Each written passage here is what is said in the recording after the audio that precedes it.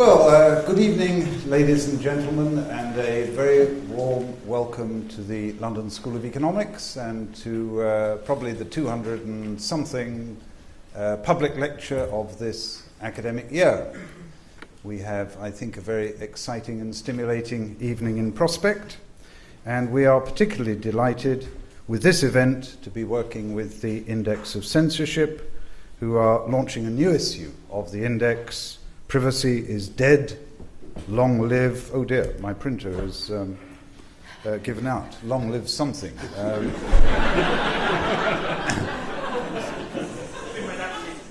Open debate, perhaps, something of that order. Well, we have a sparkling list of speakers, a panel of speakers, and I'm going to invite John Kampfner, who is the director of the Index, to say a few words and to introduce the speakers. John.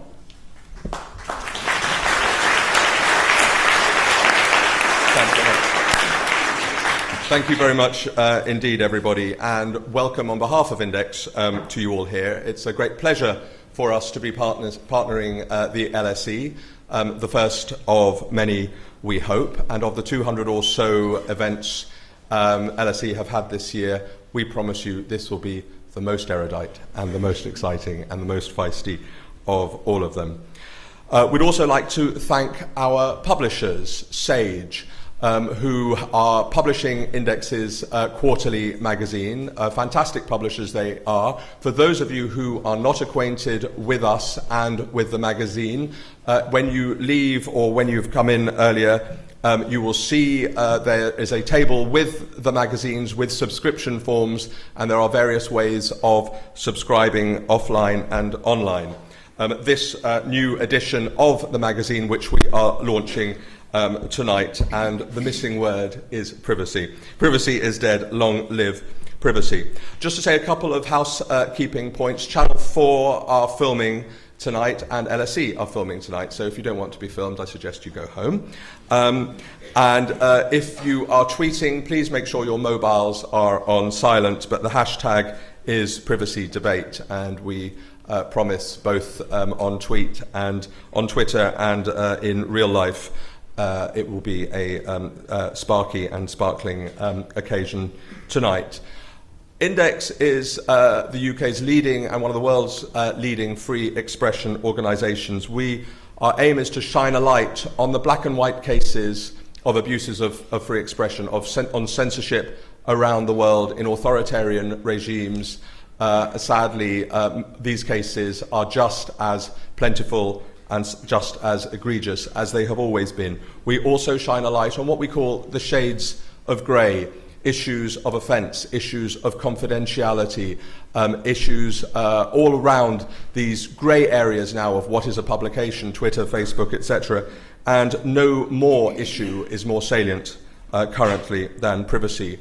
We do a series of events in the UK and around the world. Some of you may have been at the Hay Festival, where we did a 900 sellout on the Bradley Manning case and the fallout from WikiLeaks. We did a sellout at Columbia University in New York.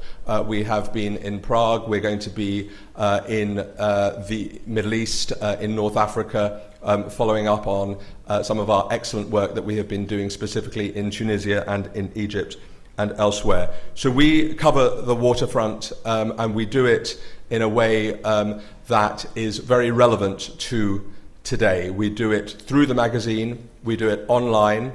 Go online, visit us at indexoncensorship.org, and we do it through our advocacy behind the scenes publicly as well, and we do it through our magazine. Our next issue to be published on the 15th of September is going to be on censorship in the arts. So if you want to be part of us, you can also, you see forms you have as well, you can also join us, be part of our newsletter, and you will find out more about what we do.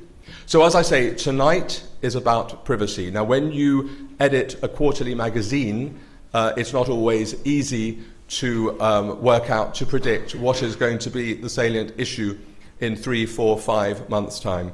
But our fantastic editor, Jo Glanville, did just that. It's the issue of the moment. We have a fantastic panel who she will introduce tonight. But first of all, I'd like to introduce our editor, Jo Glanville.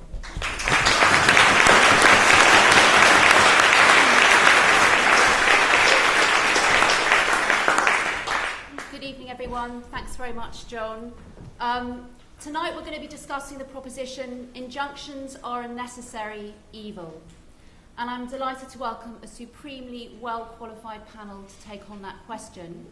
To my right, Max Mosley, the former head of Formula One, who famously won a privacy case against the News of the World 3 years ago, and he's now trying to change the law so that prior notification becomes a legal requirement, which means that newspapers would have to inform the subject of a story about their private life before running it. Now, he lost his case last month in Europe, but he's indefatigable, I think, and is now seeking to have the case referred to the Grand Chamber of the European Court, so it's not over yet. Hugh Tomlinson, to my far right, is a barrister, a QC, a media law specialist. His notable cases include the landmark fight for the publication of MP's expenses, where he represented Heather Brooke. He's currently representing a number of the News of the World's phone hacking victims, including Sienna Miller, Ulrika Johnson and Jude Law. And particularly pertinent for tonight's discussion, he's representing CTB, who was outed as Ryan Giggs, and he also represents Sir Fred Goodwin. To my far left is David Price, who is actually in the blue corner because he represents Imogen Thomas. He's a solicitor advocate, a QC, an expert on defamation and privacy.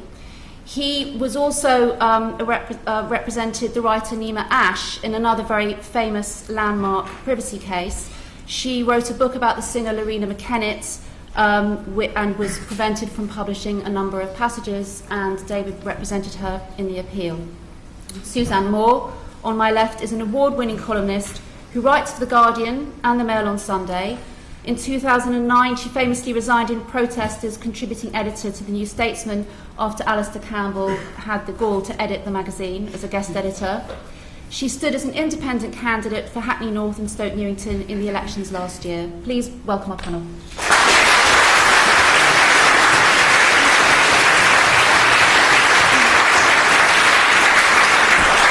So each of our panelists is going to speak for 5 minutes, putting their position on the proposition injunctions are a necessary evil.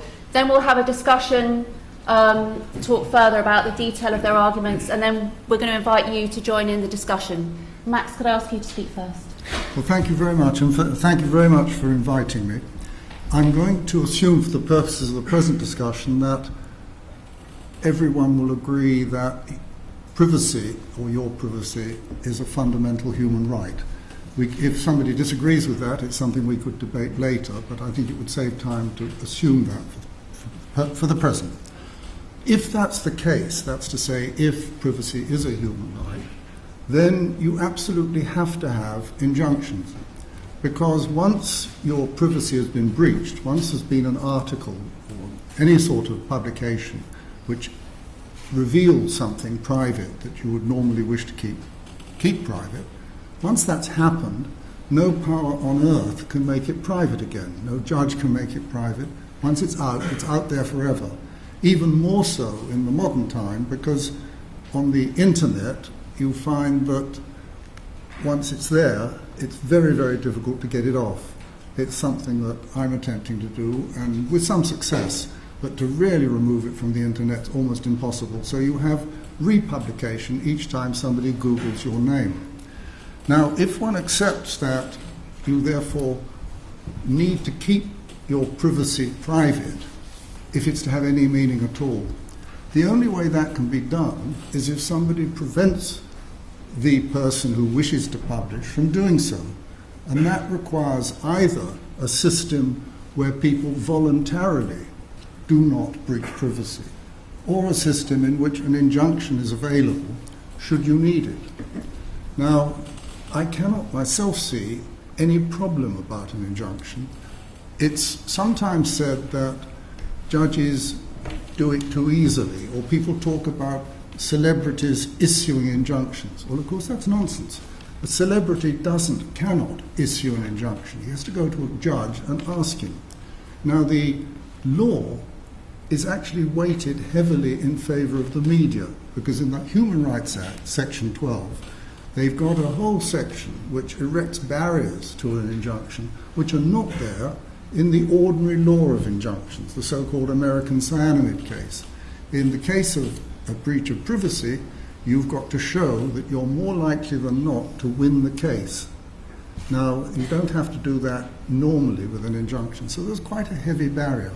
But the judge then, when you go to him, will weigh up your right to privacy against the public interest, if there be one, in the information being made public. And he has what they call an intense focus on this point and looks at every detail. And of course, that's one of the reasons why it'd be quite difficult to have anything much more than the privacy law we have, because every case is different. Now, to me, that seems fairly reasonable. Obviously, on the one side, you've got a right to privacy, but on the other side, the public does have a right to know things that the public need to know in order to make the sort of decisions that members of the public have to make all the time. So that seems entirely reasonable. So then what's wrong with it? What am I complaining about? Just to finish what I'm saying, I want prior notification, because if you don't know, you can't ask for an injunction. What happens is the newspaper ambush you. This is what happened in my case. That the first I knew of the story was when somebody rang me and said, "Have you seen the News of the World?" Didn't know anything about it until then. Now, if I'd known about it, I would have asked a judge for an injunction, and I'd almost certainly got one. But I didn't, so I couldn't. According to Mr. Dacre, the only 1% of cases involve no notice to the person involved. I think he may have been exaggerating slightly to try and convince the Select Committee in the House of Commons, but that was the point that he made. Now, it is only a small minority, but for those people, it's devastating. And the final point is this, that if you take the worst possible case, imagine that a newspaper filmed a perfectly ordinary but celebrity couple who were married or together in an hotel room making love. The newspaper then publishes this, puts it on the internet, and the first the victims know is when they see it in the newspaper. There is no remedy. When they go to their lawyers, they will be told, if you sue, it will cost you money, you'll get the publicity repeated all over again, and there's a slight risk you might lose, which would be even worse. Now, to have a system where there's no remedy for something like that is a negation of the rule of law. It's absolutely extraordinary, but it's true. My case, which I won, I got record damages of £60,000. The newspaper were ordered to pay a high proportion of my costs, unusually high, more than 80%, £420,000. The bill from my solicitors was £530,000. Sorry, £510,000, leaving me £30,000 out of pocket. Now, that is not a remedy. So when I said at the beginning there's no remedy in English law for a breach of privacy, that, if you like, is the proof. Thank you very much.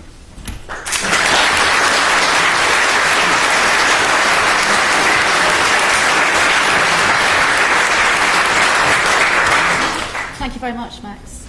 David Price. Okay, I'm going to approach this legalistically, not just because I'm a lawyer, but because we are talking about law. Max says privacy is a fundamental human right, but what does that actually mean in practice? What does privacy mean in practice? What does human right mean in practice? Ultimately, the law operates on the basis of sanction. It has to have some force. And if you're asking whether injunctions are a necessary evil in the context of privacy, free speech, and a feral press, then you are talking about a legal sanction and asking why we need to have a legal sanction. If we have a feral press, it is because people like to buy newspapers of the type that some people would like to describe as feral, with stories that some may say involve trespassing on a person's private life. Now, the reason the tabloid press runs these types of stories and the reason why broadsheet newspapers follow them up rather sniffily is because people like to read about them. We're all curious, and we're all curious about sex. And if we want to live in a free society, then the only way to stop one person communicating information that another person wants to receive is by the law, essentially. And I think that's a very blunt and potentially dangerous instrument that has to be exercised with great care, and you have to be extremely careful about what you wish for. Law inevitably, I said it's a blunt instrument, it involves sanction. There are other features of law which I think are relevant to this debate. The first is law involves cost and uncertainty. And you can't get away from that. And privacy law and privacy as a concept is particularly uncertain because you have to apply this intense focus to all the facts, and you have to have this concept of a reasonable expectation of privacy that no one can predict, and it's extremely subjective. And you've come away from a system under the old law of breach of confidence, which was essentially based on an obligation arising through an agreement that you would keep the information confidential. And that's something fairly certain in contrast to what we have now. And wherever you have cost and uncertainty, it favours the rich over the poor, because the poor can't afford to fight because they can't afford to take the risk. And therefore the powerful in society will have the ability to use these laws in their favour. And it also involves a huge amount of self-censorship, because people can't afford to take a chance. So they self-censor, and that's the chilling effect that you get from strong privacy laws, that people don't try and get the evidence to perhaps show whether there's a public interest, because there's such a huge risk involved in that process. Another factor is that law is administered by judges. So in practical terms, with the privacy law, it is the judges who decide what you can and cannot read. Now, the judiciary like to express it in terms of, this is a recent judgment, newspaper editors have the final decision of what is of interest to the public. Judges have the final decision of what is in the public interest to publish. Well, essentially, that is censorship. I am deciding what you are able to read. Now, I don't want to be critical of any individual judge, and I think it's very easy to criticise. It would be foolish for me to be critical of any individual judge.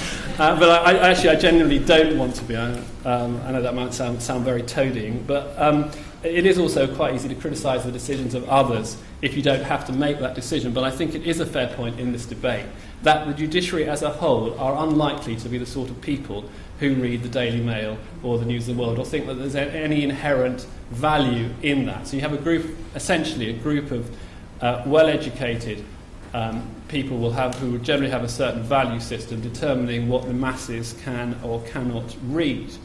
And I think the judges are particularly sensitive to arguments about children coming home from school upset. Now, that may be a valid point, or it may not, but it's a sort of argument that a paternalistic judiciary is going to find extremely attractive.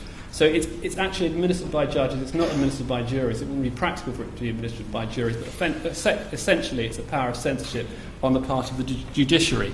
And then the final thing, as I'm coming up to my 5 minutes, is that the efficacy of the sanction, and therefore the efficacy of the law, depends on, well, it depends on whether you have the power to prevent the information coming out. Now, information is not something that can be locked up. And the more the public wants to find the information out, the more it will come out. Because the law is restricted in terms of jurisdiction, so an order can only bite in this country.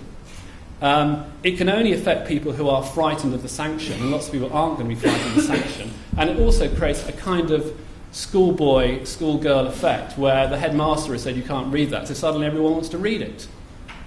And that's what's happened. And then we have a ridiculous scenario here, where my client cannot refer to the person who is suing her, yet in the promotional material for this particular event, we have Hugh Tomlinson described as Ryan Giggs' lawyer.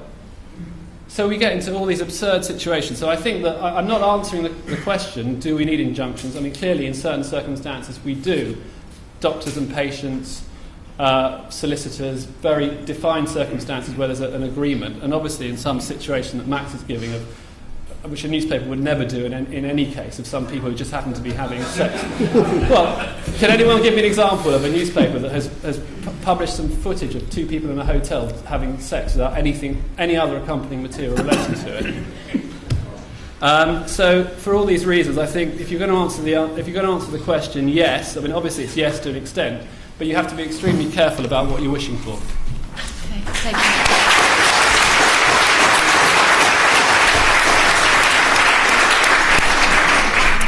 you very much, David. Hugh Tomlinson. Thank you. What we're talking about today are privacy injunctions and privacy injunctions against the press. And they are necessary. They are an evil. The reason they're necessary is the press, particularly in this country, trade in people's private lives. They buy and sell private information about individuals for the purposes of attracting more readers.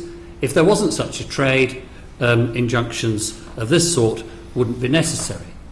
Now, private life is a difficult concept. It has fuzzy edges, but I think its core notions are very clear.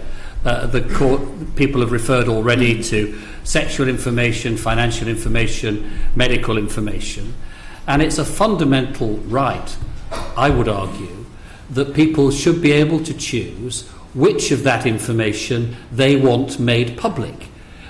Some people may want to publish a lot about themselves, some people very little about themselves, but it's their right to choose. It's not the right of the media. Now, this is a right which needs to be protected against the state. The state shouldn't be able to intrude into people's private lives without justification. It needs to be protected against multinational corporations, against the powerful generally. And one aspect of that is protecting against media intrusion. Now, that is, of course, subject to one absolutely fundamental point.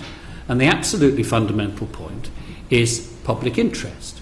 Now, in the context of the recent debate about privacy injunctions and affairs and adultery and footballers and so on, there's very little being said about public interest. The boundaries of public interest, as the law understands them at the moment, are actually fairly clear-cut. They cover things like deceiving the public, exposing crime, protecting the public against risk to health or to life or limb, exposing financial wrongdoing, exposing the unsuitability of people for holding public office. We can obviously debate where those boundaries might lie. I mean, there's a strong moralistic tendency in the popular press that says the public interest should include the exposure of adultery. Well, it's an argument that can be had. Maybe that's where the boundary should be put. But there's no real dispute that, as it seems to me, that private information should only be disclosed where there is some proper public interest to justify that disclosure. There are also debates about what exactly constitutes private life. Again, those are perfectly proper debates to be had, but the two core concepts, private life and public interest, seem to me to be ones which are clear, which are generally accepted, and in certain circumstances necessitate injunctions to prevent what is otherwise private information being published. There are two other points I'd like to make. The first is, of course, there are issues about the effectiveness of injunctions. In the context of the social media, and particularly in recent times, there have been all kinds of points that have arisen. But the fact that the law can't do something with complete effectiveness doesn't mean that therefore the law shouldn't try to do something about it. Most criminal offences, or many, are difficult to prevent, but the law tries to stop it happening. Equally, people exposing private information where there's no public interest, the law should try, and its mechanisms need to be strengthened. The second point I'd like to make is that this is an area which seems to me something that Parliament should be intervening and bringing in a privacy law. The press have talked about how it's judge-made law. What they don't mention is that they have been campaigning hard for over 50 years to prevent Parliament from bringing in a privacy law, because they rather like the idea of getting away with it with a bit more uncertainty with judge-made law. I'm not suggesting that when Parliament lays down the law, if it did, it would be significantly different from the present. But I think what would be absolutely crucially important is it would have a democratic legitimacy. parliamentarians would have considered it, they would have thought it through, they would have voted on it, and these issues would have been argued out. In the end, we may have something that looks rather like rather similar to the present judge-made law, but at least it would be a law which would command general democratic assent. So, short answer is, yes, it's evil. We all prefer not to have censorship of any kind. But yes, it's necessary, and the reason it's necessary is because the British tabloid press trades in people's private lives.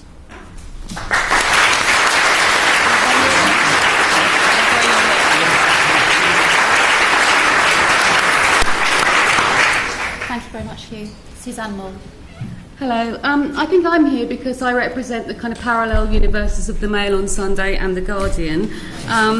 But I'm a columnist. I'm not here to represent the editorial line of either of those papers. I don't actually agree with Paul Dacre's line that what constitutes public interest is kind of what sells newspapers.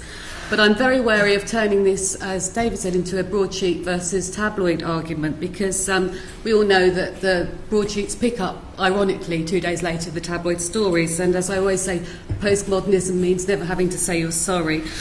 My own position has changed on this over the years. I mean, I was, in the 90s, I was very interested in media intrusion. I was also interested in what constituted the public interest. And as a feminist, I was also interested in the mantra, the personal is political.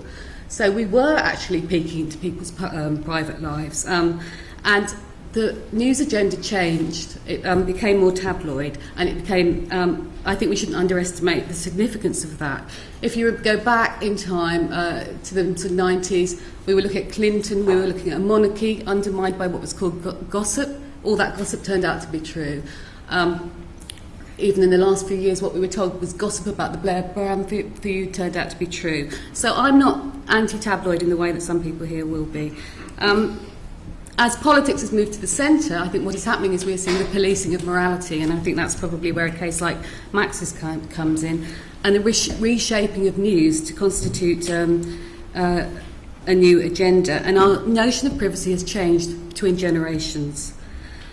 I would say that what we see through reality TV and through the culture that we live in is the means of production of celebrity, and we also now have the means of production of actual information, because we have the web. Now, this is what's changed things. There are parallel universes between what young people do and what regulators say they can do. The generation that controls the press and the law, I think, has a very different definition of what's public and private. So the question then is, who is the authority and how that is enforced?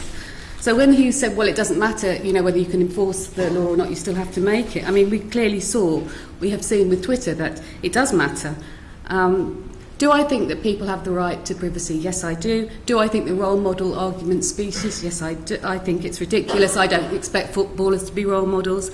Do I think injunctions are necessary? Yes, sometimes. We all know the ones that are. They're the ones taken up by public authorities to protect children and so on. But the injunction, where the press, I think, is more in the mood with the public than either lawyers or politicians, is the ones that the press are pushing are the ones taken up by rich men to protect their sexual affairs. We may not like this, and newspaper editors certainly wouldn't like this scrutiny, but that's what's happening. And there is a problem here if it is not about judging people's sexual behaviour, but if people are paying for sex, they are at more risk of someone then selling that story on. I mean, this is just how it's playing out. Why do people feel no compunction at busting these injunctions? Well, I think now we have a kind of celebrity class that we project our stuff onto and then we shame them. The net is a place of power without responsibility, and journalists are simply part of that. We have a generation that assumes the right to know online. They feel they have the right to access information. At the extreme end, we have the right to hack in a kind of Asperger's way, where we just hack systems and we do not care about harm to individuals. If you look at the WikiLeaks stuff with Assange, that's the other end of the privacy debate. So I don't think this is simply about press freedom. It's about our whole notion of privacy, which I think changed 10 years ago once we got mobile phones, once we had the net up and running. People who run the net are very well aware of how they need to regulate it, they don't want to. Mark Zuckerberg talks about premature regulation. He's backing off from that. Sarkozy is saying they're going to regulate it. Cameron sits there on the day you bust around gigs injunctions saying, what do we do? Actually, most 10-year-olds now are using, my 10-year-old is online, well, my cat is online, my cat has his own Facebook page. How come these people in charge, judges, lawyers, they keep talking about Twitter as though it's some kind of, other world? They don't feel any obligation to learn, to understand how social media works. My answer to this would be, not with children, would be to teach web literacy, not to censor things, teach literacy and teach them about privacy. I teach my children about that. And the thing about the Twitter busting the injunction was that they didn't do it just for... People did not do that just for the hell of it. We had Prescott telling us it was an act of mass civil disobedience and calling everybody Twitters. What it pointed to was a need for greater transparency. Twitter, the medium, is the message. And those in power cannot afford not to know how this stuff works. I think there's incredible arrogance here about being able to legislate about social media that you yourself, it's not part of your world. In the end, I would always come out, I'm a journalist, I would always come out, I suppose, on the side of freedom. And I think that people who've grown up with a far bigger notion of that they operate in public space, that they've watched Big Brother, reality TV, I think their notion of freedom is different. I would hate a French situation. The recent case with Strauss-Kahn with the French media at its elite covering up that rape case. They protect their politicians, they work together. I would much prefer the British situation. So, yes, I would come out with for freedom over privacy. Thank you.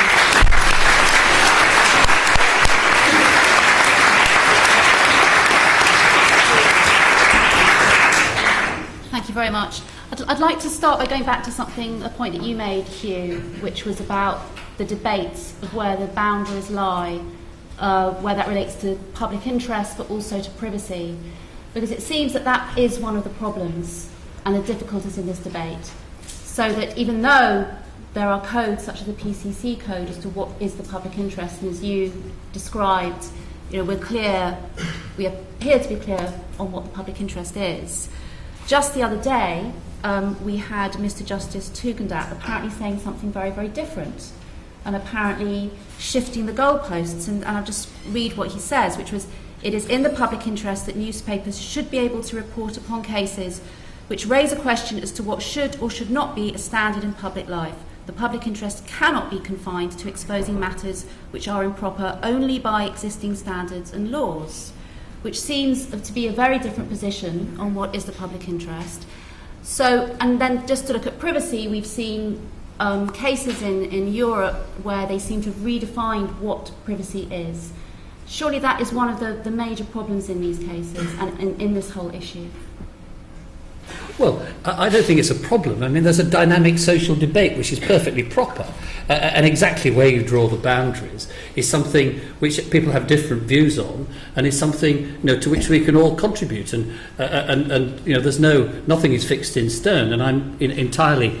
I'm sure everybody in this room is interested in participating in such debates and seeing exactly where we put it. I don't think you don't need to say, everything is absolutely clear cut. You can have injunctions. These are the bright lines, and we don't need to say anything more. I'm entirely.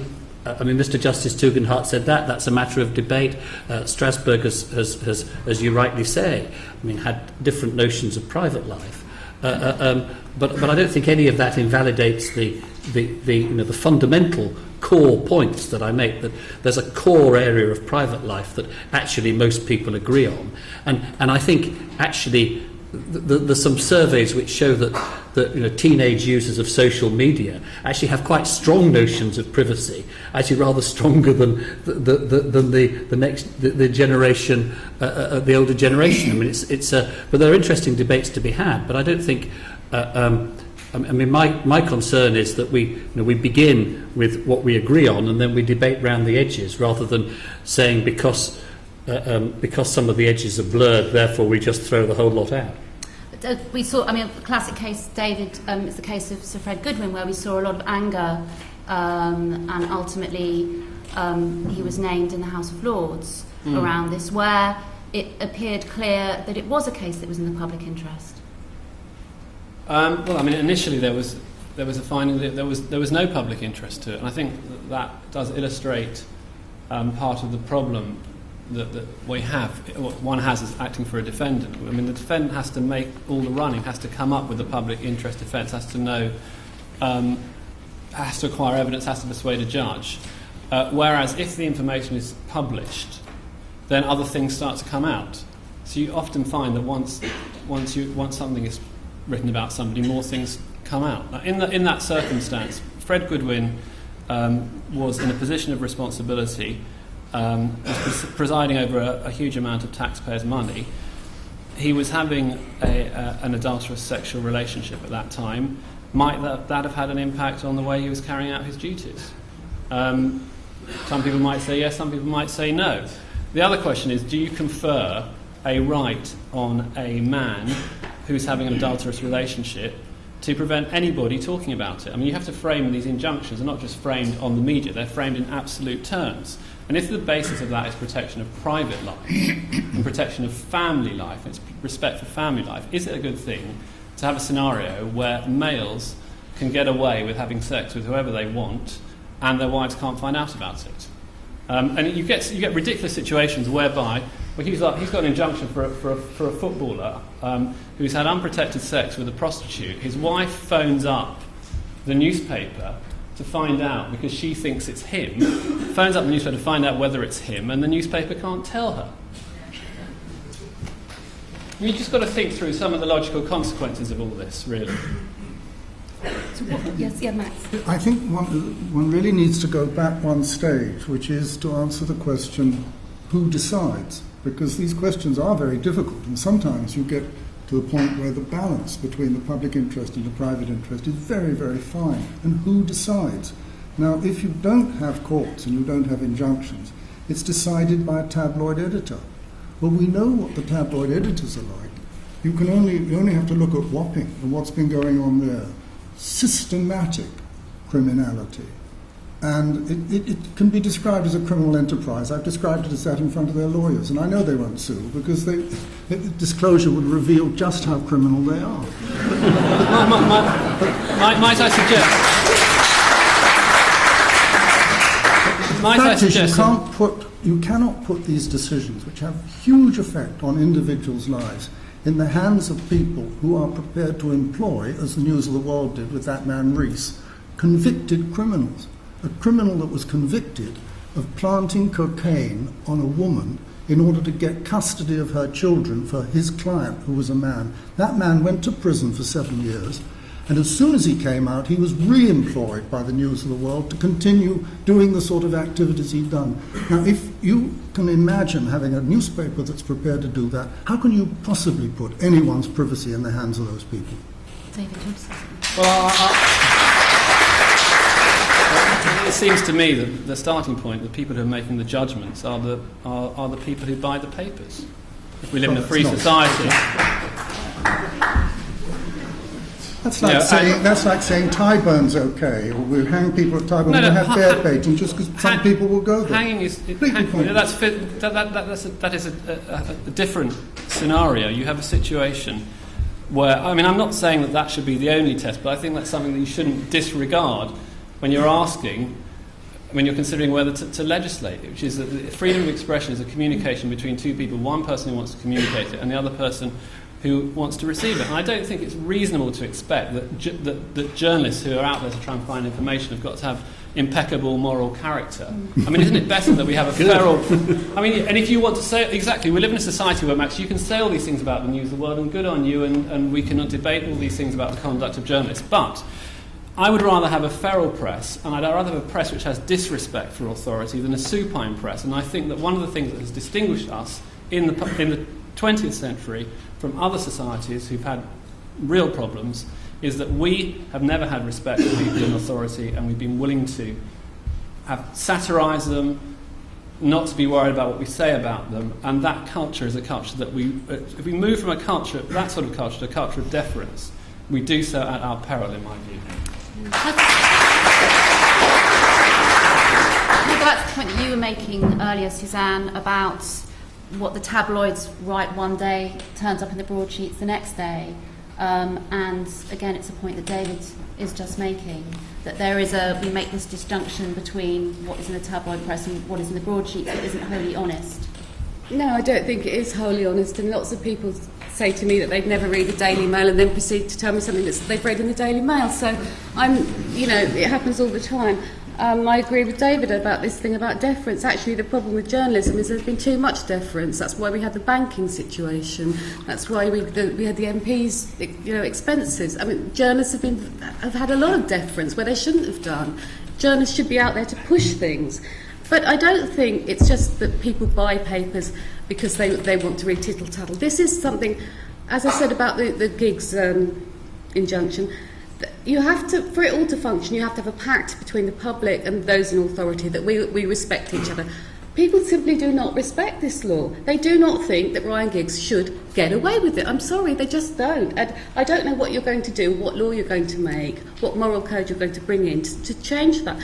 Because when people just can switch on a computer, see that information and pass it on in 2 seconds, they will. Now, how are you going to stop that happening? How are you going to stop it happening? You're not. So I just think that the people making the law are kind of living in another world, really. Hugh, Max is pursuing his case in Europe. Do you think that if he ultimately was successful, would that make a difference? It would make some difference. I mean, there's a wonderful of the many hypocrisies you find in the coverage of this kind of thing in the press. I mean, there's a wonderful little example. The press have been campaigning for a long time so that they have prior notification of injunction applications. And they've persuaded the Master of the Rolls' committee to change the rules so that they have prior notification. But on the other hand, for them to give prior notification of going to publish, they say is completely contrary to the public interest and will cause, the world will collapse. They normally do. Well, I'm afraid I spent today doing a case where they didn't. It's quite common for them not to do it.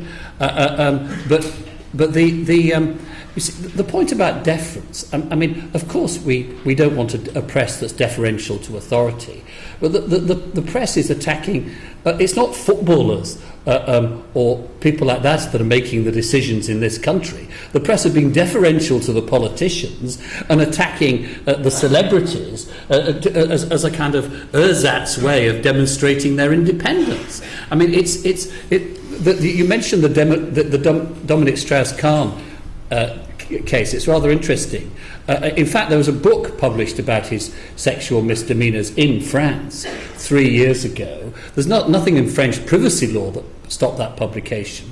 What stopped more discussion of his sex life was the fact that the French press were being deferential towards authority. Now, the English example is one that's rather close to home. There's the phone hacking story has been very big in The Guardian and the Financial Times and the Independent.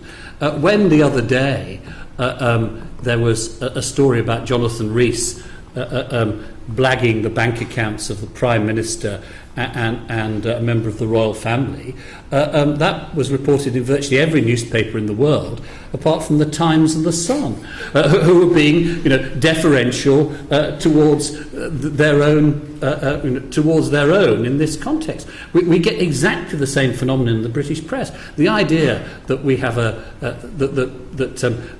attitude that the campaign of misinformation about privacy over the past 3 months demonstrates our press being not deferential to authority is, I'm afraid, ridiculous. No, but I'm not here to defend News International, but we have a lot of other newspapers. We can read these stories. All these stories are online. So however deferential the Times and the Sun were, you could read it elsewhere. Yeah, but that doesn't support the point. It doesn't support the point you're making. The fact is, you're trying to say, or David's trying to say, that we don't want a deferential press. It doesn't help at all to talk about what's online or not.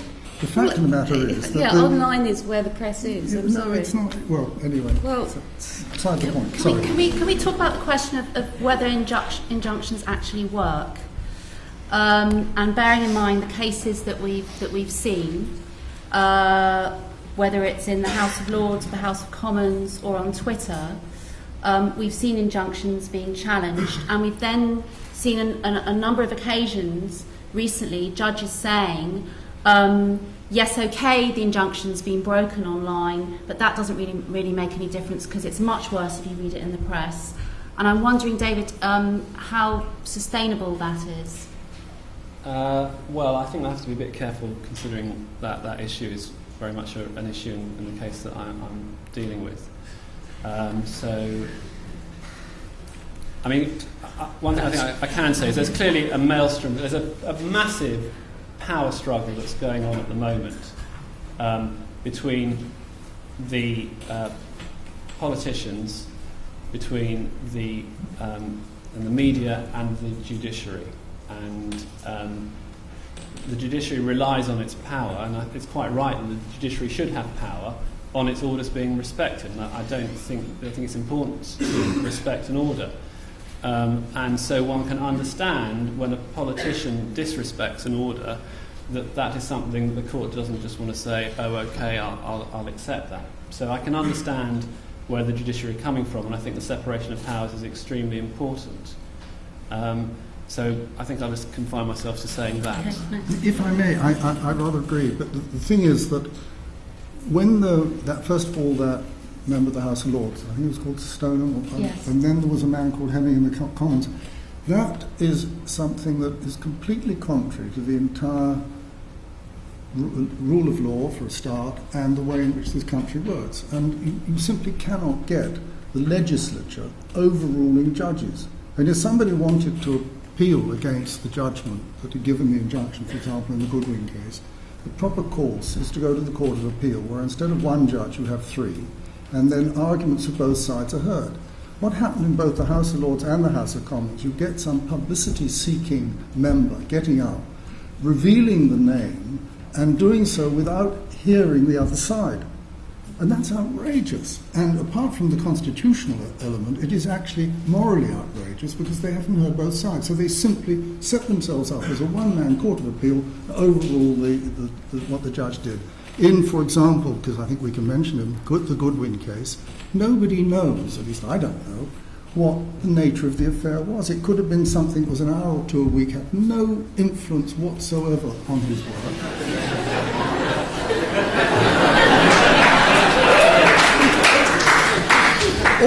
Or it could have been something going on morning, noon and night in the boardroom, on the boardroom table. And unless you know which of those two things it is, you cannot form a judgment. Now, the judge had the advantage of knowing.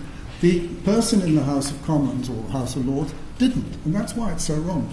But considering the position that Sir Fred Goodwin occupied, was it in the public interest to know whether it was 1 or 2 hours a day? In my view, unless there was some nexus between what he was doing and his work, in other words, unless you could show that what he was doing in some way influenced his judgment or what he was doing, to me, otherwise, it's no different from him playing a round of golf. It's not in... if it's that sort of level, it's no more in the public interest than literally the round of golf. Suzanne, do you think that it's in relation to Twitter, if we are going to see more cases as we might of this mass civil disobedience where whatever the Attorney General Dominic Reeve might say about making prosecutions, there's no way everyone can be prosecuted. Right. Do you think there has to be another remedy? Well, they can't be prosecuted. I mean, the European head of Twitter said he was going to hand over names, but he didn't. So there are too many people. I don't know. I think that you have to have a kind of, as I said, a pact, and people have to respect these particular injunctions. No one's pushing to name children who have been protected by local authorities. There's a massive campaign. And John Hemming. Not on Twitter. What did you say? Well, Suzanne was saying that, I mean, actually, John Hemming has also been naming people involved in children cases because he has a very strong campaign. He's obsessed with that. I mean, that's how he got into this area. And actually, there's a very strong online campaign to name children. I mean, to do the whole across the whole area. And it's not just, if you look at the material, it's not just celebrities and injunctions. It's actually the whole. It's children, it's criminal cases, it's family cases. I mean, it's all there online. But I don't think that the public mood to bust the injunctions is centred on those. The public mood is to bust the ones on, rightly or wrongly, whether guys who are having affairs. It's not true. I'd like to give some of you a chance to ask some questions, and I hope we've got some microphones. Do we have? Yes, we do. So, yes, it's gentleman up there in the white shirt. Do you want to put your hand up? And if you could keep your questions brief, introduce yourself, that would be very helpful. Thank you. Good evening. My name is Michael. The internet is global, and I just wonder if the people who are in favour of injunctions, what are they going to do if somebody just sets up in Dubai or sets up in Moscow or sets up in New York or any other jurisdiction and just publishes all of this information from a jurisdiction elsewhere? I mean, I just don't see. I think Suzanne Moore is the only person who's really recognises all of this in the comments so far. Hugh would like to answer that? Well, I mean, of course people can do that kind of thing, and then there are technical measures that can be taken to block that information circulating. But what you can't have, I mean, you see occasionally on blogs people taking complete sort of absolutist positions. There should be no privacy at all. But you know, the answer to that is, well, okay, send me your bank details and I'll put those on the internet. I mean, everybody believes in some degree of privacy. Of course, you know, people hack into Sony, they get private information, they put it on the internet. In the end, you've got to have technical measures to stop that happening. I mean, it's difficult, but it's not impossible. Thank you. Anyone like us that's coming on that? Okay. David Allen Green, New Statesman. Are injunctions really the only remedy? Editors are making commercial decisions. Wouldn't a system of exemplary damages or accounts of profits be equally effective but not breach the publish and be damned principle? Max. I think it's a good point, but I think the fundamental problem is with privacy that once it's made public, it's there forever. You cannot put it back again. You cannot make it private again. So whatever penalty you impose, all you can really do is have such a big deterrent that nobody else does it again, because you find them 10% of turnover or something of that kind. But for the person who's actually suffered the breach of privacy, nothing to be done. So really, if you want something to be private, it has to stay private by definition. Can I? Yes. So I mean, there's a very interesting sort of background point here, which is often not discussed. The press is completely unregulated in effect. The broadcast media is very strictly regulated. If the broadcast media interferes with privacy, Ofcom can fine them very large sums. I mean, £2 million. And the broadcast media in general doesn't interfere with people's private lives.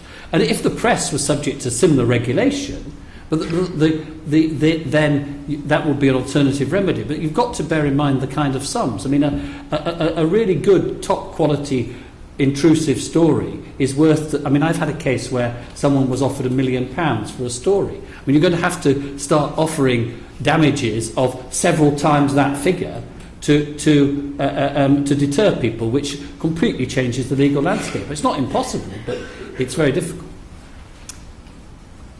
Alan Gwyndav. A comment followed by a question. The comment is, I'm very interested to know that the three gentlemen in their opening talks all constructed this very much in terms of the press, bearing in mind the reference to deference. You could construe, of course, that the public defers to the press as an institution of power. Suzanne, on the other hand, was the only person really that made significant mention of the fact that the public have very wide access to the internet and the various media that makes possible. So the question is essentially this, to whichever of the panel: where would you draw the line between the concept of publication and the concept of gossip? I don't mean gossip in the terms of devalued information. I mean gossip in the sense of one person chatting to another, which, if we go back 20, 30 years, that might have been the water cooler moment. Obviously, the likes of Twitter means that's a hell of a big water cooler. Suzanne, some of this is gossip, and I tried to say that at the beginning, that a lot of things that we were told were gossip turn out to be true. You know, I was told as a journalist that Blair and Brown got on fantastically well. You know, the invention, Alistair Campbell,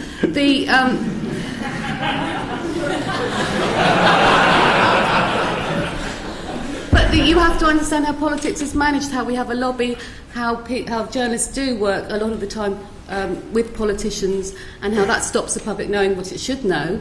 I mean, I'm concerned about that.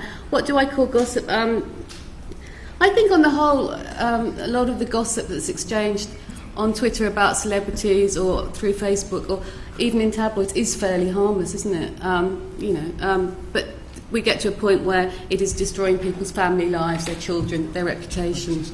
How do you stop it, though? The thing the other guy asked, I mean, Sarkozy said he wanted G8 to do something about it. I wonder if France is going to have its own, internet, and we're going to have our own internet. I mean, what are people really talking about here? Are we going to be China? Are we just going to block servers? No, we're not going to do that. So people have to get their heads around this new world. And when Max says the press is not online, it is online. It is online now. I'm sorry, I just don't understand it. Max. Very quick point. I think the fundamental difference between the press and the internet is that on the internet you have to look for it to find it. You have to put the name in.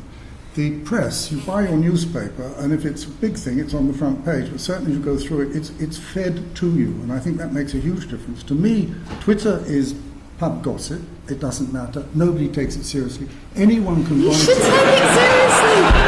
Take it seriously, for God's sake. Anyone can write it. Yes, they can. That's the whole point of it. It's democratic. The thing is, anyone can write it, and if you took a newspaper and allowed everyone to write whatever they like, You get nobody comments free. would believe a word of it. One doesn't believe much as it is, but it'd be even worse then. David. Can I just be clear where I'm coming from? I do think that enforceability of a sanction is really relevant in this whole debate. And I do think that, as I said before, the problems of jurisdiction, the problems of an injunction basically capturing everybody, are things that we need to bear in mind as to whether we have these injunctions at all. Because the court cannot operate on the basis of different types of publications. It just makes a blanket order which stops anybody communicating the information at all. And it's very difficult to see how the court can operate in any other way, because it cannot tolerate a two-tier system. It cannot overtly tolerate it. I mean, it has to, but it can't accommodate that by its orders, and therefore its orders are at risk of essentially being flawed because they don't prevent the information from being disseminated. Chris Polson, King's College. On the one hand, you've got David Price criticising the judiciary for having a slightly I never criticise the judiciary. No.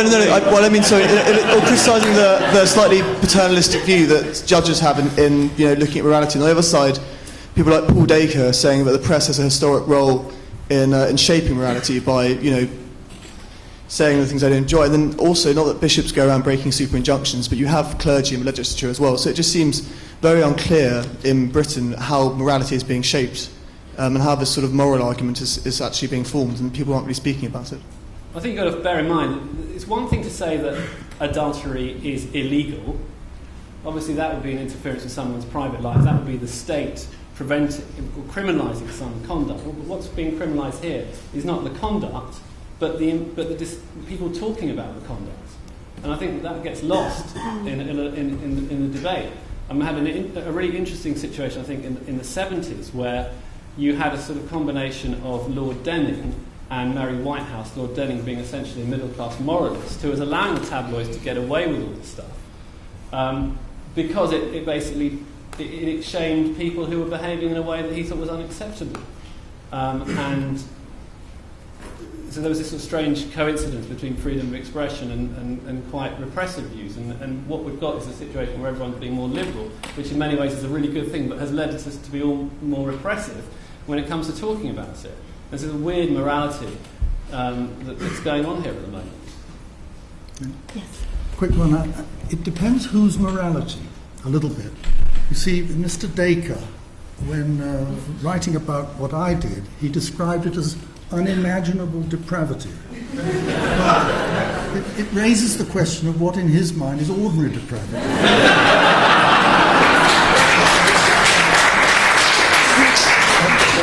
Or perhaps even imaginable depravity. I mean, one can go on and on about it. But the trouble is, it's whose morality. And the fact of the matter is, if something's private and it's legal, there's a very powerful argument for leaving it like that. We all love gossip, everybody does, but that doesn't necessarily mean it's right to publish it. I'm Brian Hogan from student in UCL. I think the previous questioner touched kind of a lot on what I was going to say, but I think almost everyone has enormous sympathy for Mr. Mosley and thinks what was done to him by the use of the words a travesty, but on the other hand are also extremely angry about Ryan Giggs and Fred Goodwin and so on. And I think that the common thread between the two is the element that they have wronged someone else. Mr. Mosley's behaviour obviously hurt no one, whereas I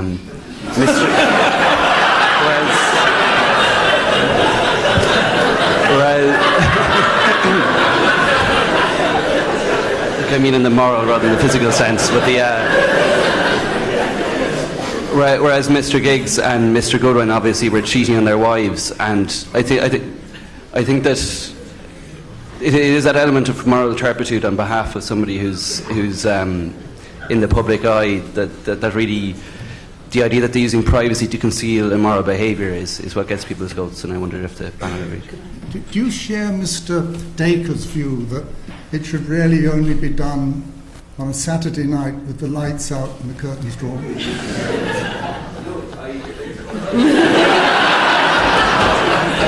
I mean, I think it's quite interesting in this. One of the things that's often lost in the context of injunctions is it's assumed that every adulterous affair has the same form. Whereas, in fact, I mean, there are some cases where the husband and the wife are together and they want the injunction. There are other cases where it's the wife who is bringing the claim. I mean, people talk about it being a rich man's game, but I mean, actually, there are women who bring privacy injunctions as well. Each case has a different set of circumstances, and one of the problems is that in tabloidese they're all reduced to the same set of stereotypes. I mean, it's always the footballer who's playing away and the slapper he's having the affair with and so on. The range of sort of possible moral positions, which is actually quite complex in anybody's life, is completely blurred by sort of and people say that the public are outraged by all this. But I mean, the public don't actually know any detail about any of the facts of these cases, and all they know is the completely distorted version that they get from the tabloid. The Daily Star did 12 stories about a client of mine in successive days over the past 2 weeks. Every single one of them was invented. I mean, it's just if you take that as your window on the world to find out what's going on, you're going to be very badly misled. Yes, as somebody who has worked for almost 50 years as a fair or depraved popular press, my name is Anne Leslie, veteran foreign correspondent. Most of the time as foreign correspondent, but I am associated with the Daily Mail. And actually, funnily enough, I'm proud of that. Because although you would regard Mr. Dacre as being, devil incarnate, because he doesn't share your views on sexual morality, I don't care about your views, or his, frankly. But what you are proposing and what you want is to have a regulatory body. Now, I have spent most of my life as a foreign correspondent. I've worked in over 70 countries so far, and I have seen what happens when the press is being controlled, even if it's not being controlled by law, because the consequences of offending not just the government, but powerful and rich people, are so appalling that they go into what one editor in Africa told me was a preemptive cringe. You're so afraid. I can't say this because they'll be, bashing in my door, they'll be kidnapping my children, this sort of thing. And if we allow too much regulation to get rid of the nasty stuff through the press, then I fear. There's a wonderful play called Night and Day by Tom Stoppard, where there is a rather old person, not unlike myself, in some African country, and there's an expat posh woman who he's arguing about why the press must be free, and she says, I'm with you, the freedom of the press is just the newspapers I can't stand. And then he says, yes, I know what you mean, because I start arguing about freedom of the press as part of the liberty of our society, and I'm banging my fist on some starlet's naked nipple. But he said, all those stories are, I'm afraid, the price you have to pay. The society has to pay for not having a row of Max Mosley approved of regulators. Because that way, honestly, oblivion for a free society. Well, first of all, I don't think... First of all, I don't think that Paul Dacre's the devil incarnate. I see him as a rather prudish old fuddy-duddy, and that's as far as I would go. But I think the point you make, of course, about the press in totalitarian or semi-totalitarian society is absolutely true. We desperately need a free press. What we don't need is a press that abuses the power that they have. And that, no, you've had your say, and now I'd like to have mine, what they do is that they completely abuse the power they have. And you have the Murdoch press, where Mr. Murdoch's not even a Brit, sits in New York, dictating to the government here, and even the police, what they can and cannot do. The only thing between us and a Murdoch dictatorship is the judiciary. Unfortunately, they're up for it. But one cannot overstate how serious that situation is. When the press are in a position to do whatever they like, they consider themselves above the law, and they're now deeply shocked that just perhaps they may be brought to account.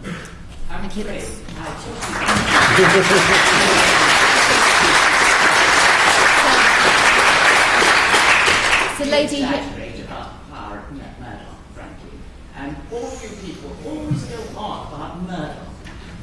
Murdoch actually created more newspapers and more outlets for journalists than all the regulations and more criminality than probably any other newspaper proprietor in the world. If you like the criminality, by all means. Personally, I don't. Thanks. And then the gentleman up there. Hi, Priya Shah. I'm a sixth form student. There's been a lot of focus on injunctions with sex scandals and things like that, and I just wanted to offer an alternative viewpoint. There's a case where a woman was seeking euthanasia for her minimally conscious daughter, and this received a super injunction. I was just saying, looking back to history, maybe with the case of Brown versus Topeka, with the Black Civil Rights Movement, which was rallying loads of support and making momentous change. If we put super injunctions on cases like this, then surely we're limiting the amount of debate and popular support which we can encourage about controversial issues such as euthanasia. And I think, as a teenager myself, I'd rather hear about a case regarding euthanasia than some sex scandal. Does anybody want to come to that? Okay, and thank you. And gentleman up there. Tom Ireland, I work at the LSE. You've all said that injunctions are necessary, but you've also, we've all seen that with the internet and people spreading information that way, that they are becoming harder and harder to enforce. So I don't agree with Suzanne saying that the public will only band together to reveal information about adulterers and scandals. There are people out there who will reveal all information, even stuff which all of you have agreed does need to remain private. So if they are a necessary evil, what's going to be done about the injunctions that you all think should be allowed? How can they be enforced? Does anyone want to that? Well, I mean, the practicality is that I mean, Suzanne, I entirely agree with her point. In the end, society only works if there's consent, and people have got to come together to reach some consensus as to how the internet should be operated. It's quite. I mean, the internet has changed the media game completely. It's destroyed the mainstream media. It's destroyed its economic base, and in the end, it will destroy physical newspapers. I mean, there will be only digital. But some social consensus has got to be reached as to how it should be regulated, how it should be dealt with, and that's a difficult, pragmatic question which will take several years to work through. I mean, injunctions are quite flexible, and unlike what David says, I mean, there are injunctions which can concern only certain sorts of publication. Some of them work a bit, some of them don't work at all. I mean, these things need to be worked through, and in the end, a new social consensus will be reached, which works for most people. I think also, perhaps as a society, we might have to just toughen up a little bit. I mean, and have to deal with the fact that sometimes if you do something or if something happens, then that may come out at some point and maybe regulate your behaviour. So either you're doing things that you're not ashamed about, I mean, and don't care if anyone finds out about it. That's the same argument that's used by secret policemen everywhere in the world. You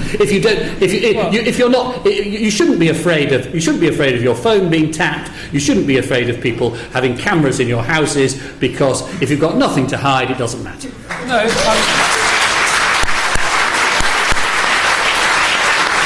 I think that's a complete misrepresentation of what I said. He is a lawyer. He always does it in court as well. So are you. And so later, just then. Hello, thank you. I'd love to pick up on that last point, but actually I want to make the point that I personally believe that injunctions are very necessary, but I also would like to believe that they don't actually need to be as evil as I see them today.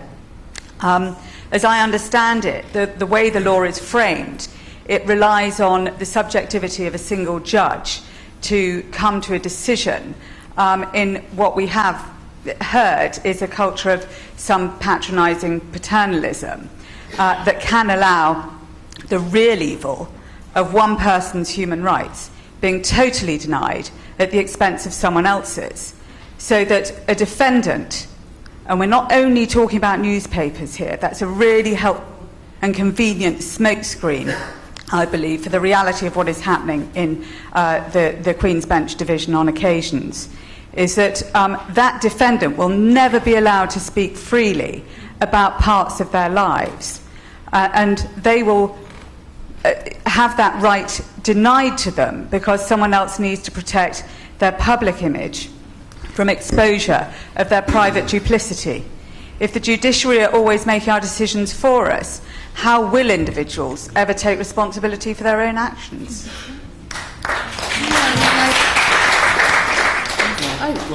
May I just say something? I mean, the case of McKenna and Ash established that effectively private information was property.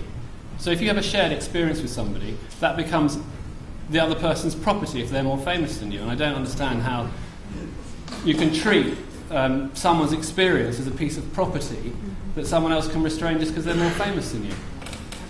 Suzanne. Well, I was just thinking of where we could agree, actually, not disagree. I think most people go out there. I do know that people spread all sorts of bad things as well as these lesser injunctions on Twitter. But on the whole, that's not been happening so much. Where we can agree, I think, is when you talk to most people, they say businessmen and politicians are fair game. Celebrities, not so much. I'm thinking of a case that my paper did, Lord Brown, head of BP. People, on the whole, supported that because they could see that his lies and his covering up of an affair had influenced, his business, and BP's shareholders had a right to know this stuff.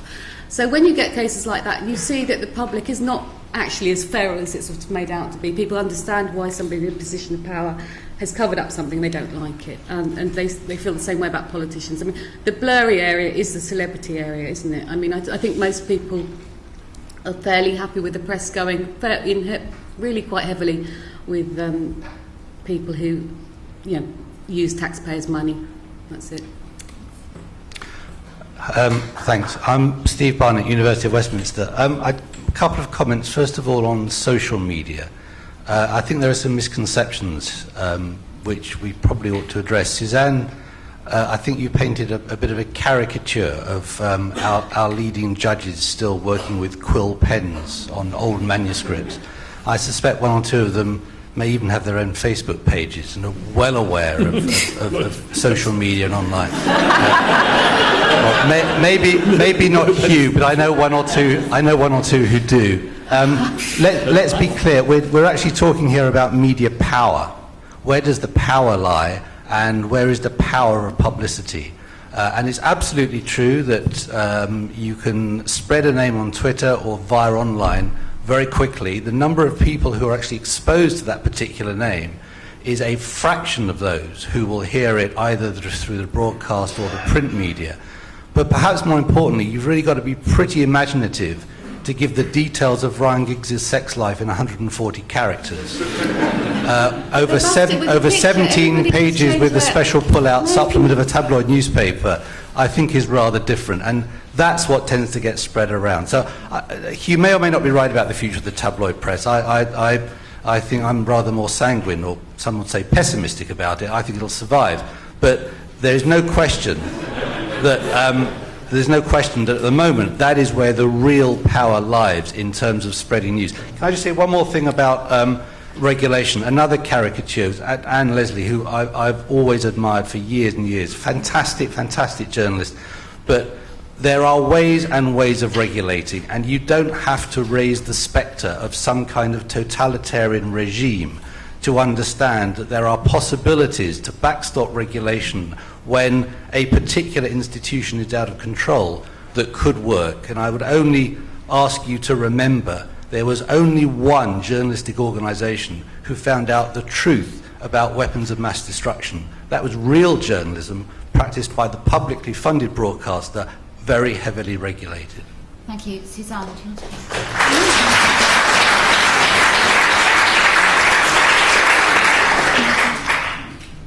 Does anybody want to come back on any of these points? No? There's a question just there. No, behind you, sorry. The gentleman just there. Thank you. Hi, I'm Ben Finn.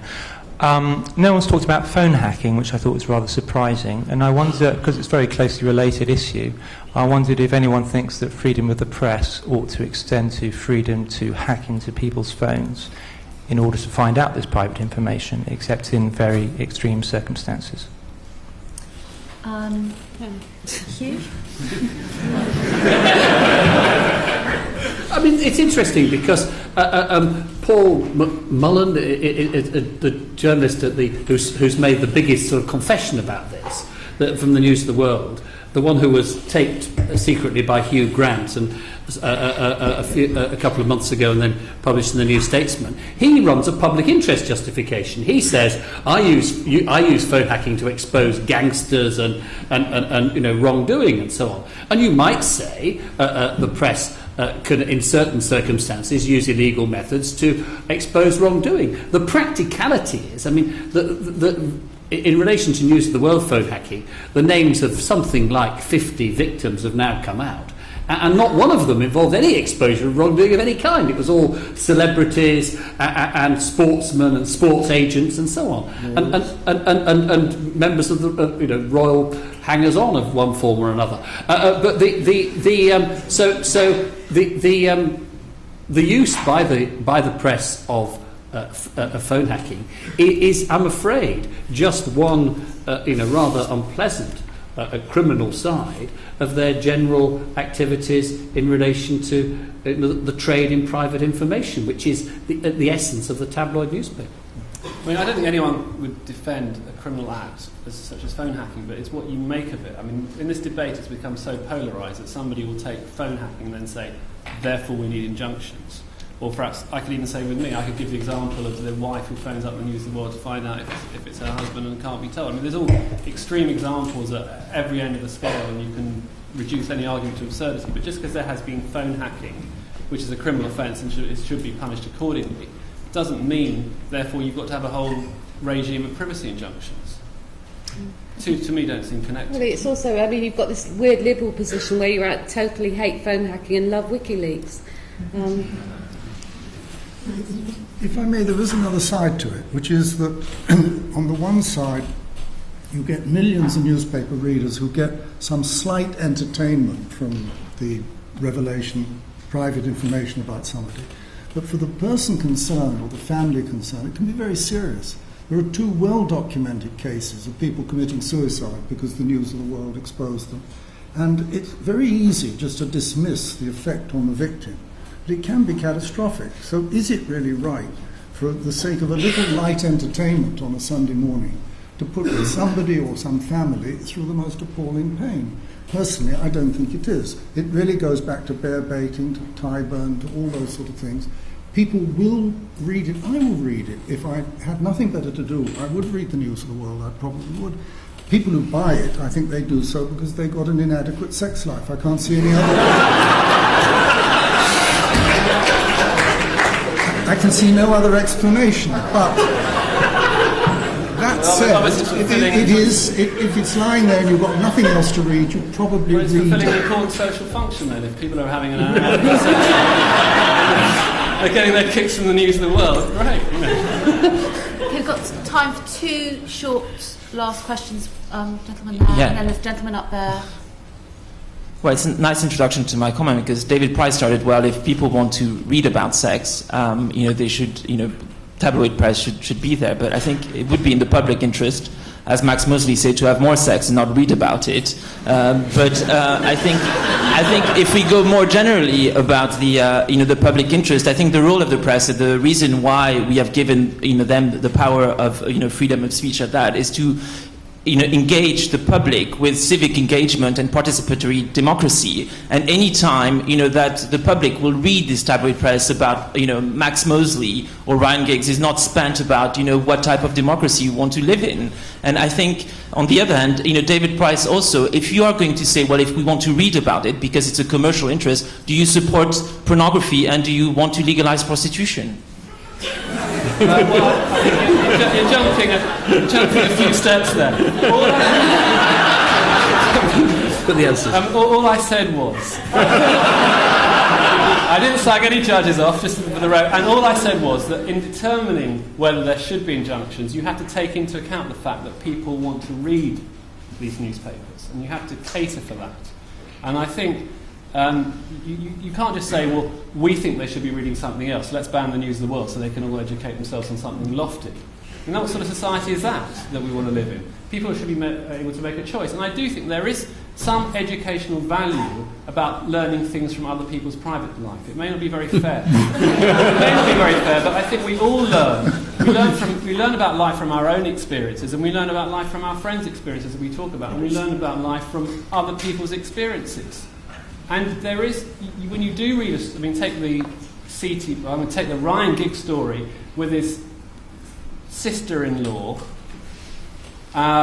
Those sorts of stories, and when you see him on the television, when you see him promoting a particular type of image and saying that he's settled down, it's extended his football career, and then you see that and you put that all into context, that tells you something about the modern world. It has some element of educational value to it. It's a little morality tale that helps us form our views about the world. David, thanks. And one very last short question over there. Yes, just been interested in the panel's views on the Andrew Marr injunction in comparison to the Ryan Giggs injunction, because the media didn't seem to pursue the Andrew Marr injunction, though it was out on the internet, but have pursued the Ryan Giggs, and I just wonder what the panel think about that. Perhaps we could finish with just very quick, pithy response to that, if it's possible. No? Okay. Max? Sorry, he's my client. No, I don't want to add anything. Freedom of speech. Well, that was always a strange one because everybody in the media knew it, but the public didn't know it. And we have the same with certain politicians' stories that have been covered up that everybody in politics or in the lobby knows. and I don't ever really, I know I'm a columnist, but I never really understand where these agreements are made, and I don't like the way the lobby works to cover up certain things. And I know Andy and I like Andy, but I think the media knowing it and not the people not knowing it was never good. Yeah, I agree. Okay. As Lord Justice said. Well, thanks for being such a brilliant audience. I'd like to thank our fantastic panel, Hugh Tomlinson, Max Mosley, Suzanne Moore, David Price.